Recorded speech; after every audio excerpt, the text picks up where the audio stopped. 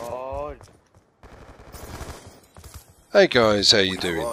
I just wanted to take a bit of a change of pace here and just chat to you regarding the Black Ops 2 Revolution map packs that will in fact be due out on our consoles by the end of January. Now, I've got a few opinions on what I would like to see in these maps, as I'm pretty sure you have too. Now, in case you didn't know about the Black Ops 2 Revolution map pack, I would be guessing you've either just woken out of a coma, completed a very small prison sentence, or you've just finished a very short stretch in the Foreign Legion. If it is yes to any of those three, my commiserations to yourself, I will fill you in.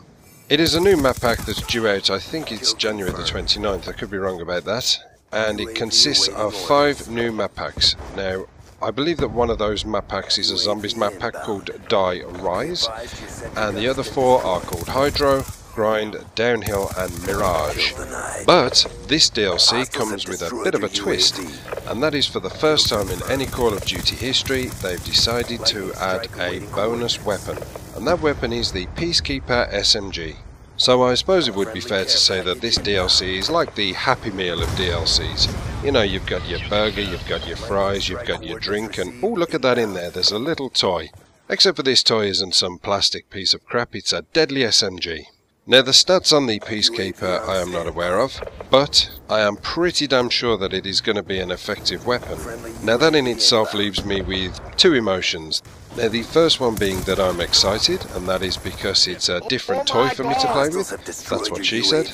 Because let's be honest, it's all wearing a bit thin now. You know, there's only really sort of 5 guns you maybe want to use in this game, and I think we've all maybe used them up, so it'd be nice to have something a bit different to muck around with. The other feeling I get is one of pensiveness, and that kind of stems from the worry that within the first 2 to 3 days you're going to see a lot of this gun and a lot of people using it.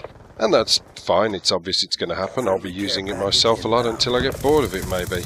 If the power and capabilities of the weapon do stand up to anything, you can kind of guarantee the noobs are going to want to get their hands on it, and if it looks attractive in your hands, then you can guarantee the fashionistas of the game are going to want to have a go. But anyway, we shall see. So, that's the gun out the way. Let's talk Turkey. Maps. What kind of maps are you looking forward to and possibly expecting? You see, for me, I'm hoping for a 50-50 split. In the first 50 I want it to be a close quarter map like we're used to seeing. Lots of corridors, lots of nooks, crannies and high traffic areas where the battle itself is going to get quite intense and terrifying. There's nothing better than when you're feeling in one of those moods to pump up your adrenaline. You can put on the submachine gun and charge around like a bull in a china shop. So yeah, definitely 2 more of those will not go amiss. However, give that coin a little toss and see what's on the other side. I am hoping that there are going to be some more wider space maps. And what I would be hoping for the remaining 2 maps would be something of a change of pace maybe. Maybe something with a bit more range and a little more open plan. There are not too many assault rifle friendly maps in this game, and I think that is something that they can definitely work on and remedy. If I was to make a comparison within the realms of Black Ops, I would say reverting to the first installment of this game, I would go back to something like Grid, or maybe even Launch, or something like that. Now I know you're probably thinking, yeah, but they were close quarter maps. They were, but essentially there was a lot of open plan ethics about those maps. And what I mean by that is, pretty much there was something to cater for everybody. Take Launch for instance. You had the 2 ends of the game, the 2 spawn points. Quite open plan, a couple of little buildings and a few things thrown in between, but generally quite wide open and ready for anything.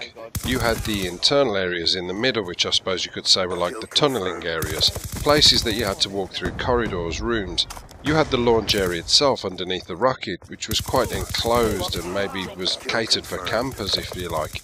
And then finally for the snipers, there were some high points, again over by the launch area.